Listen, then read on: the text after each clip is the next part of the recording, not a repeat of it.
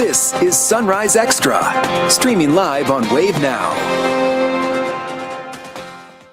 Us here on summer as they pick up our mics. There we go. Yeah, a beautiful weekend that we had in the 70s. I hope you enjoyed it because you can see those flags. It's so windy and cold. Yeah, when we have wind like this, is always ushering in some sort of change to our weather. And now we're just getting back to winter, you know, as we deal with wind gusts of 37 miles per hour in Louisville. Yes, at least it's not as strong as what we dealt with some of those thunderstorms overnight and yesterday evening, but at least, yeah, it's still windy out there. 39 mile per hour wind gusts in Jasper, 30 miles per hour over towards Lexington. So for those of you heading out this morning, we're dealing with one quick wave of some stronger wind gusts coming along with a little bit of some light snow in some spots. A wind advisory in place for almost everyone until 1 p.m. today as we keep an eye on those strong wind gusts. And here comes that light snow that I mentioned coming along with some of the stronger winds. Seeing that from Perry County all the way up towards Salem. And keep in mind the wind is going to be whipping this around, so that's going to help to lower visibility in many spots. Temperatures continue to fall. 23 degrees in Jasper, 30 into Columbia, 27 now in Louisville at the airport. Keep in mind at 8 p.m. yesterday, we're still at 71 degrees. So we've seen a really big drop in temperature. It's going to stay in the 20s throughout the day. Wind chills in the teens, and those wind gusts, of course, remaining strong. So a lot to keep an eye on as the day goes along, Rob, but it's mainly the wind that will be impactful for today. Okay, and Tawana, that wind may be causing some issues on the interstates, especially if you're in a high-profile vehicle. Good morning to you if you are heading out there. No major incidents to report, but take a look at this. This is a shot at 64 and I-265. The Trimark cameras have been bouncing up and down for about the last 2.5 hours. Still out there. Light traffic, but you're really going to want to watch your speed out there. Look at that sky out there as we canvas out there throughout the morning. The big picture not looking too bad right now. Just one area of concern with a disabled vehicle there by the little yellow icon. Otherwise, looking pretty good. Your drive times right now, 10 minutes and under on 65. Back over to you. Thank you, Rob. And we're keeping an eye on power outages this morning after last night's storms.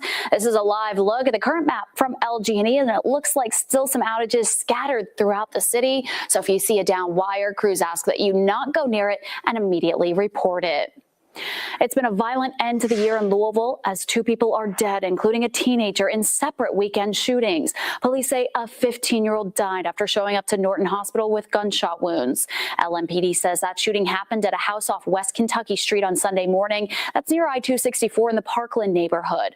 No arrests have been made, and the investigation is ongoing. Meanwhile, police are also looking for a killer after a man was shot on Dixie Highway.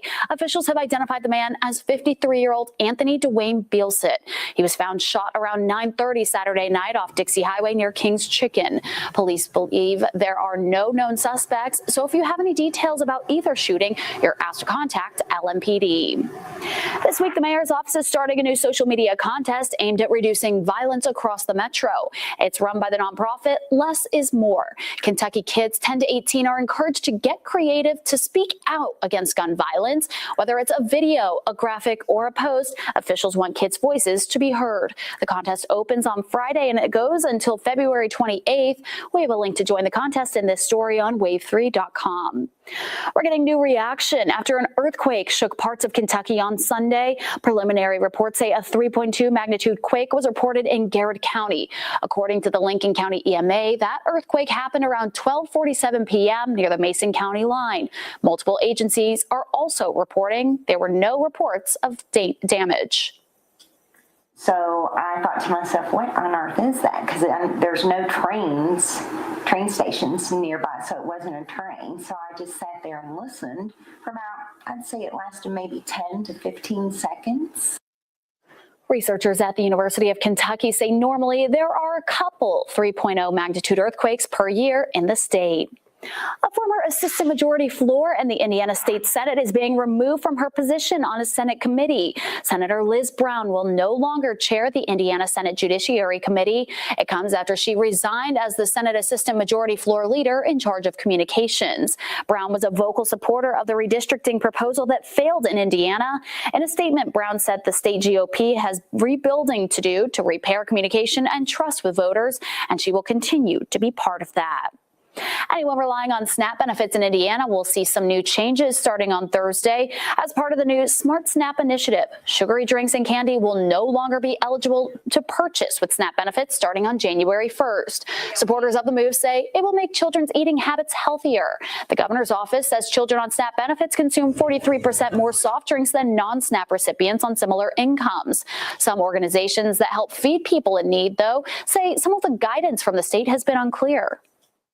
You might say, okay, well, I'm going to make my children some, M&M cookies. Well, is M&M now considered a candy or is it considered a baking item? This is where those thin lines are going to come into play, and there's not a direct answer. Indiana is one of 18 states that will limit junk food from SNAP benefits in 2026. A Kentucky teen is back home after she was found in Maryland, and police believe she was kidnapped. Rockcastle County Sheriff says 13-year-old Winter Wagner was found safe over the weekend after being missing since October. The Montgomery County, Maryland Police Department says they found her inside a home on Friday with 37-year-old Christian Alexander Delgado. Wagner was not hurt, and Delgado was arrested. Investigators say finding Wagner after she had been missing for so long is rare. Delgado is expected to be brought back to Kentucky to face charges. The Rockcastle County attorney says he's being held on $1 million bond. This morning, residents living in St. Catherine Court Apartments are waking up away from home. It comes after an electrical fire at the high-rise complex in Old Louisville wiped out the power. Wave News reporter Kirsten Foote is live there this morning with the latest. Kirsten. Yeah, Olivia, good morning to you. Louisville Metro Housing Authority says that every resident living in St. Catherine Court has now been relocated. Now, the organization says that a fire broke out in their 15-story building that's home to 144 residents on Saturday. No one was hurt in the fire. They say that power is back on the first floor, but the damage was extensive, and we're told that crews are still working to return power to the other floors. When this happened, we were all boots on the ground. We've been here. Our executive director, much of our executive staff, they're on site. They're helping residents. We're giving lunch. We're giving breakfast. And ultimately, we want our residents to return. So we're working as fast as we can to ensure that this situation is mediated and power is restored. Now, families were relocated with the help of TARC, and LMHA says that people are staying with someone that they know, or the organization is covering hotel costs. Now, we are expecting to learn more about the restoration process and timeline today. LMHA says that they told residents to pack for a week just in case. Reporting live, Kirsten Foote, Wave News. Thank you, Kirsten. As you wake up to colder temperatures this morning, you could be worried about your utility bill. Energy experts say winter heating costs are set to jump 9%. But those could be different community to community. Local energy providers say the situation is really going to come down to what's going on in your area and your personal usage. They say the best way to manage winter heating costs is making sure to have an efficient and well-maintained heating system. Changing HVAC filters regularly is a good way to cut down on costs, and checking your home's insulation and ceiling to see where heat may be escaping. Some customers say they are fed up with those high bills. Well, you could be bringing something more than presents home from your holiday gatherings. We have an update on the flu activity impacting our area.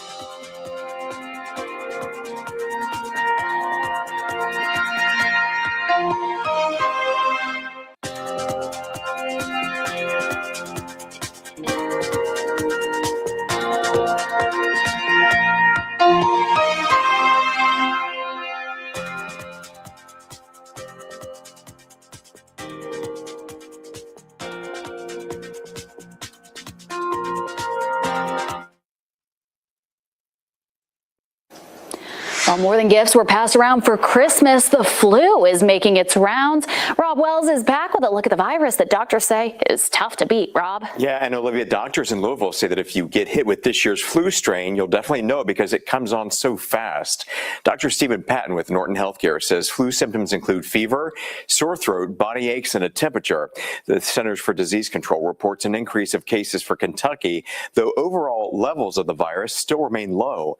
The CDC adding that a mutated H3N2 strain called subclade K is now fueling most of those infections. It's a new version of influenza A, which may improve the virus's ability to escape prior immunity from this year's new vaccine. The main things with this variant, it kind of hits you out of nowhere. It can pretty much body slam you, fevers, chills, and it pretty much take you down from the couch without any warning. One day you're feeling fine, next minute you aren't. And Dr. Patton still recommends getting a flu shot this year. He advises, of course, if you're sick, just stay home and to make certain that you clean surfaces with antibacterial wipes to prevent the spread. He adds by Christmas Eve, Norton Healthcare had reported 23 adults and 14 children with positive flu tests so far this year. Back over to you. Thank you, Rob. Yeah, I actually stayed home this weekend because I'm like, I don't want to be around sick people. And plus, I could sit out on my balcony and have some nice alone time with this beautiful weather that we had. Yeah, I don't think you're sitting on your balcony for the rest of the week, though. No, I will not be. No, Too cold for that. Yeah, after the 70s we had over the weekend, now we're talking about wind chills in the single digits in the teens across the area. So this is all because of that cold front that is now well to our east. The low wrapping around some more of that moisture means the clouds overhead and some light snow and flurries flying this morning. Yes, here we go. So what we're dealing with for most of the region, especially further to the south, you've gotten some partly cloudy skies, but north of I-64 mainly is where we have the extra clouds overhead and also some of that snow coming down. We're seeing that light snow and the flurries flying from Perry County into Jackson County and over towards Scott and Clark County. So we're watching all of that. For those of you further to the southwest in parts of Breckenridge and Grayson counties, you're also getting in on some of these flurries. You can certainly see the camera and cordon shaking as the wind is incredibly strong this morning. We have wind advisories in place for basically everyone, and this goes until 1 p.m. for most of our region. But for those of you in Lawrence, Jackson, and Jennings counties, it lasts until 5 p.m. We are seeing a 39-mile-per-hour wind gust in Jasper, 25-mile-per-hour gust in Cordon, 37 into Louisville. So everybody dealing with a strong wind this morning. And this is going to be this one quick wave of some stronger wind gusts between 30 and 40 miles per hour as we head towards the 8 and 9 o'clock time frame. Once we get past that, the wind does calm down just a bit, but still some of these gusts between 20 and 30 miles per hour will remain in our forecast. Temperatures continue to fall. Nearly everyone now in the 20s, with the exception of Campbellsville and Columbia, both sitting at 30 degrees, and Frankfort currently at 32. But as the morning progresses, we're going to fall further into those 20s. Wind chills right now are in the single digits in the teens. So the wind is already having a significant impact on our temperatures. Going to keep those wind chills in the teens through the afternoon. Actual temperatures hovering in the 20s, and notice those wind gusts. Yeah, those will remain strong throughout the rest of the day. Some flurries will be flying at times through this morning into the afternoon and evening. So if you have the clouds overhead, you have that potential for some flurries and light snow showers throughout the day. But overall, the ground is still warm, so not expecting any major issues. We wake up tomorrow morning with temperatures in the teens for everyone. Good news is that the wind will be a lot weaker getting into tomorrow morning, so that's going to help to mitigate any major issues when it comes to wind chills. Then we head into the beginning of a brand new year. We'll be waking up to temperatures Thursday morning, so for the beginning of 2026 in the 20s, and with an area of low pressure moving on by, that will bring that potential for some flurries and some light snow showers north and northeast of Louisville a little bit more so. By the time we reach Thursday afternoon, things looking quiet. The weekend also looking pretty quiet with highs mainly in the 40s, and we keep that calmer weather through most of next week. So just going to be keeping an eye on a couple of those quick diving areas of low pressure that could bring some small snow chances over the next couple of days. But as of right now, things looking a lot calmer. Olivia. Love to hear calm. Thanks, Tawana. President Donald Trump plans to speak with Russian President Vladimir Putin after he hosted Ukrainian President Volodymyr Zelensky at Mar-a-Lago over the weekend. All three men say progress is being made to end the ongoing war between Russia and Ukraine, but there's been no breakthrough on several key issues. Frederick Pleitgen has more on the negotiations. After meeting Ukraine's President Volodymyr Zelensky in Florida, U.S. President Donald Trump sounding fairly optimistic about the prospects of a peace deal between Ukraine and Russia to end the war that has been going on in that region. President Trump, however, cautioning that there are still thorny issues on the table, and of course, at any point in time, things could fall apart. Now, as far as those issues are concerned, both President Trump and Volodymyr Zelensky spoke about those issues, one of them, of course, being potential land concessions by the Ukrainians towards Russia. That's something where in the past the Ukrainians have unequivocally said they don't want to cede land to the Russians. But in the past couple of days, Ukraine's President Volodymyr Zelensky seemed to be indicating that maybe it was a possibility. There's one area in the Donetsk Oblast in eastern Ukraine that the Ukrainians hold, but the Russians want. And the U.S. is now speaking about that area potentially becoming what the U.S. calls a free economic zone, but it's unclear if that's something that can actually be brought across the finish line. As far as the Ukrainians are concerned, they say that any of those issues, especially ceding territory, would require a referendum. That's also something that Volodymyr Zelensky said in a press conference with U.S. President Donald Trump. The Ukrainians have been saying that they need time and a ceasefire to be able to prepare a referendum like that. However, in a call with U.S. President Donald Trump, the Russians say that Vladimir Putin said the Russians are unequivocally against having a ceasefire. They believe that that is something that the Ukrainians could use to regroup. So a lot of thorny issues still at the table. Nevertheless, Ukraine's president says he believes that more than 90% of the points that are difficult have already been dealt with. Fred Pleitgen, CNN, Berlin. President Donald Trump will also hold talks with Israeli Prime Minister Benjamin Netanyahu today. The two men are expected to talk about implementing phase 2 of the peace agreement between Israel and Hamas. Netanyahu is expected to demand that Hamas disarm before Israeli troops further withdraw from Gaza. The two leaders are also expected to address rising tension with Iran. This will be the 5th time the two men have met this year. New this morning, the U.S. is pledging $2 billion for United Nations humanitarian aid. The $2 billion is only a sliver, though, of traditional U.S. humanitarian funding for UN-backed programs. UN data shows the U.S. has given as much as $17 billion annually in recent years. The cuts will have major implications for UN affiliates like the International Organization for Migration, the World Food Program, and refugee agency UNHCR.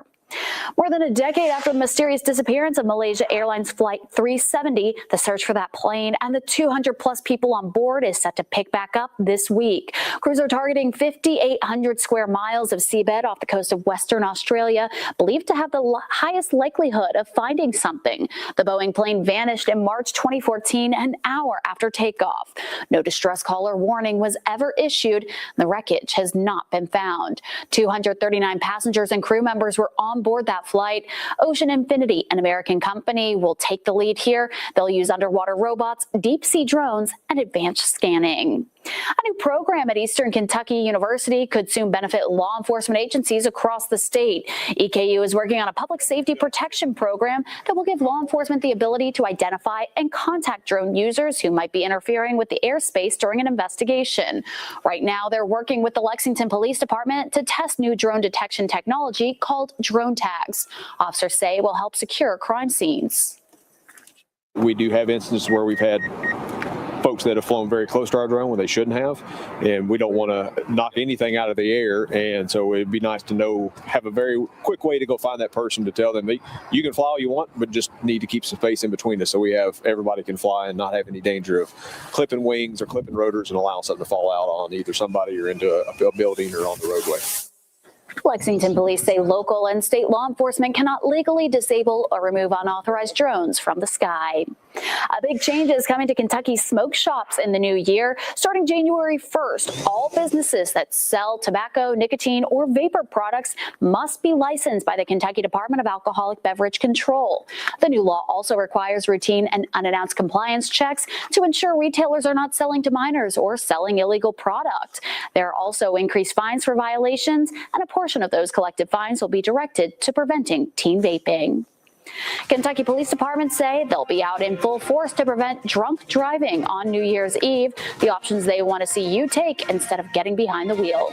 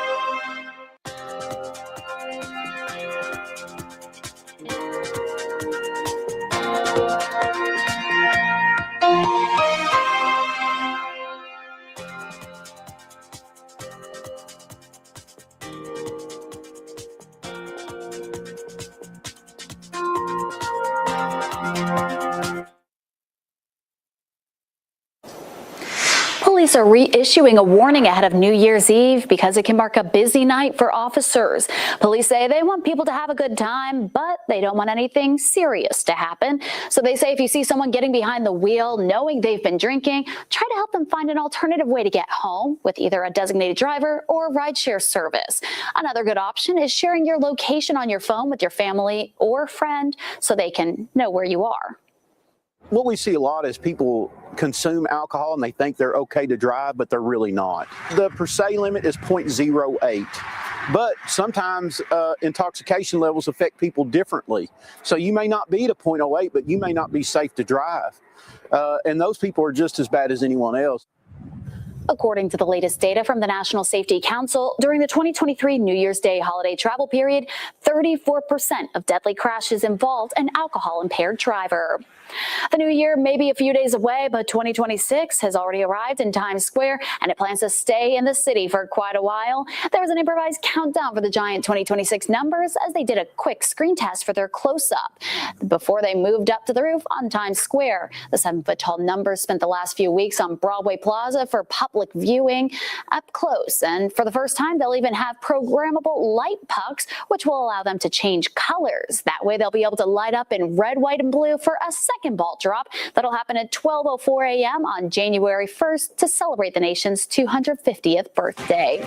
Thanks so much for joining us for Sunrise Extra. Hope you have a great day.